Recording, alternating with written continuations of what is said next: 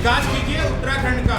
उत्तराखंड के जनमानस के लिए आपने क्या किया? ये भाजपा के 57 विधायक में से कोई लायक नहीं मिला इनको रिप्लेस करने के लिए। जनता के साथ जो इन्होंने ठगने का बहाना करा और अपने कुछ लोगों को, अपने कुछ विधायकों को खुश करने के लिए इन्होंने नए उन्हें मंत्रिमंडल कि इन 4 साल की नाकामियां जिसकी पुष्टि भाजपा प्रदेश नेतृत्व बदल के कर चुका है। प्रदेश अध्यक्ष भी बदले जा चुके हैं, मुख्यमंत्री भी बदले जा चुके हैं। मेरा नदी, मेरा पानी, मेरा पहाड़, मेरा सब कुछ, यानी मेरा मतलब उत्तराखंड का, और हम ही को लूट रही है यहाँ की सरकारें। प्रदेश उत्तराखंड में नेतृत्व की लड़ाई चल रही थी। 2022 विधानसभा चुनाव को लेकर सत्ता पक्ष और तमाम विपक्षी दल धरातल पर पहाड़ की जनता को अपने खेमे में खींचने की तैयारी कर रहे थे। लेकिन जरा चुनावी रंजिश में और चुनाव के इस मोड़ में एक बड़ा परिवर्तन जो है उत्तराखंड में देखने को मिला है। वो परिवर्तन सीएम चेहरे का है, यानी कि भारतीय जनता पार्टी और राज्य की बीजेपी सरकार ने अपने सीएम पद के चेहरे को बदल करके एक नया चेहरा उत्तराखंड की जनता को समर्पित कर दिया है। अब इस नए चेहरे से कई उम्मीदें प्रदेश की जनता की जागी हैं। साथ ही नए चेहरे के नेतृत्व में एक नई कैबिनेट का विस्तार हुआ है। यहाँ पर कैबिनेट मंत्रिमंडल की बैठक में कुछ नए चेहरे भी शामिल हुए हैं, तो काफ़ी सारे चेहरे ऐसे भी हैं जो पहले से ही मंत्रिमंडल की शपथ ले चुके थे और उन्होंने दोबारा शपथ ली है।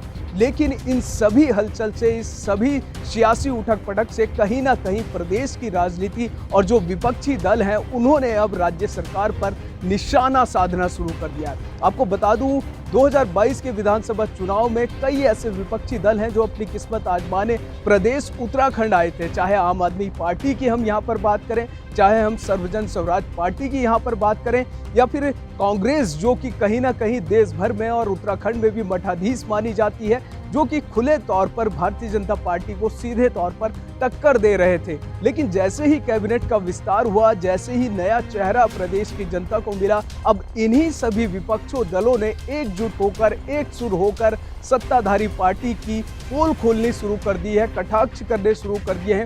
आपको बताना चाहूँगा तमाम आरोप लगे हैं इस कैबिनेट मंत्रिमंडल की बैठक पर, इस कैबिनेट विस्तार पर, जिनमें कहा गया है कि कहीं ना कहीं जो देश के क्या, पूरे उत्तराखंड के क्या, जो कि वरिष्ठ विधायक थे, उन्हें कहीं ना कहीं नदारद रखा है। राज्य की अगर हम खासतौर पर बात करें तो उत्तराखंड के जो वरिष्ठ विधायक थे, इस कैबिनेट मंत्रिमंडल की बैठक में सबसे पहला स्थान उनका होना चाहिए था, लेकिन उनको जो है नदारद यहाँ पर रखा गया है। तो कहीं ना कहीं एक बड़ी खामी इसको मानी जा रही है भारतीय जनता पार्टी की।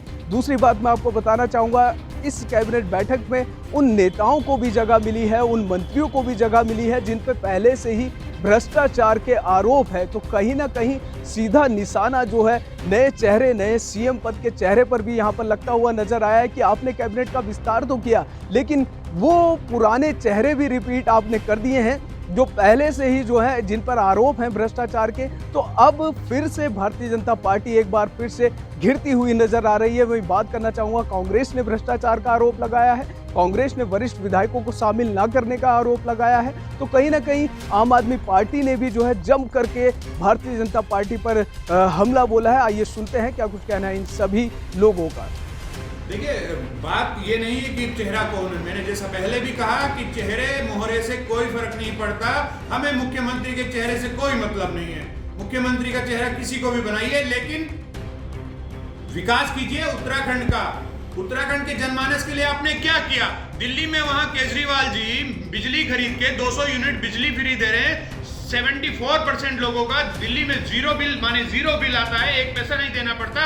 उत्तराखंड में बिजली पैदा होती है, उसी नदी से पानी भी है, उसी नदी से खनन, रेत, बजरी, पत्थर, न जाने क्या क्या होता है। यानी इतनी ज्यादा अर्निंग उस नदी से है, फिर भी हमारी बिजली के हर 6 महीने 8 महीने में पता चलता है 15% रेट बढ़ेंगे, 20% रेट बढ़ेंगे। क्या भैया उत्तराखंड के जनमानस ने कोई अपराध किया है क्या? माने मेरा नदी, मेरा पानी, मेरा पहाड़, मेरा सब कुछ, यानी मेरा मतलब उत्तराखंड का, और हम ही को लूट रही है यहाँ की सरकारें। क्यों, कैसे? क्योंकि आप सिर्फ और सिर्फ भ्रष्टाचार करते हैं, स्टिंग घूमते रहे हैं, पूर्व मुख्यमंत्री के भी और इन मुख्यमंत्री के भी, इनके परिवार के भी, इनके परिवारजनों के भी, इनके सहयोगियों के भी, कि कोई कहाँ घपला घोटाला कर रहा है, कोई कहाँ घपला घोटाला कर रहा है, कोई डेनिस पिला रहा है तो कोई हिलटॉप पिला रहा है। देखिए, सबसे पहले तो 80% मंत्रिमंडल का स्वरूप जस का तस है। अगर ऐसे ही लोगों को वापस यथावत रखना था आपको, तो फिर प्रदेश में सियासी भूचाल लाने की क्या ज़रूरत थी। अब तो निष्कर्ष ये निकल रहा है कि इन 4 साल की नाकामियां, जिसकी पुष्टि भाजपा प्रदेश नेतृत्व बदल के कर चुका है, प्रदेश अध्यक्ष भी बदले जा चुके हैं, मुख्यमंत्री भी बदले जा चुके हैं, तो भाजपा मान रही है कि ये 4 साल हमारे नाकामी भरे या निष्क्रिय रहे हैं। ऐसे में अब निष्कर्ष ये निकल रहा है कि उसके विलन मात्र त्रिवेंद्र रावत जी थे। ये बाकी के जो मंत्रिमंडल के नायाब और दुर्लभ मोती थे, ये भाजपा के 57 विधायक में से कोई लायक नहीं मिला इनको रिप्लेस करने के लिए। एक सामूहिक जिम्मेदारी होती है, जब कोई भी सरकार संचालित होती है प्रदेश में, तो उसकी जवाबदेही और जिम्मेदारी सामूहिक तौर पर ली जाती है। लेकिन आपने तो ठीकरा त्रिवेंद्र रावत के सर फोड़ दिया।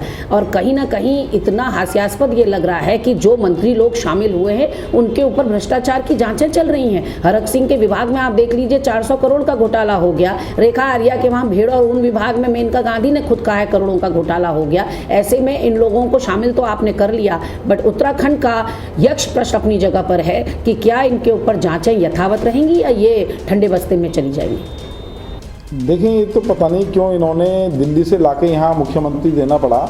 इन पे इतने विधायक थे, इनको मुख्यमंत्री का चेहरा कोई क्यों नहीं दिखा, इन्हें किसी पे विश्वास क्यों नहीं है। ये सिर्फ एक छलावा है उत्तराखंड की जनता के साथ, जो इन्होंने ठगने का बहाना करा और अपने कुछ लोगों को, अपने कुछ विधायकों को खुश करने के लिए इन्होंने नए उन्हें मंत्रिमंडल के पद दिए हैं। तो ये सिर्फ अपने अंदर के ही कलेशों को दूर करने के लिए सब काम किया है। बाकी जो हमने जो देखा है, इन्होंने ऐसे चेहरे को लाके रखा है जिस चेहरे से ना दुश्मनी ना दोस्ती। अभी क्या था, जब त्रिवेंद्र सिंह जी थे तो उनसे उनके कई कार्यकर्ता परेशान थे, तो वो चाहते हुए भी बीजेपी के जो कार्यकर्ता हैं वोट ना देते बीजेपी को।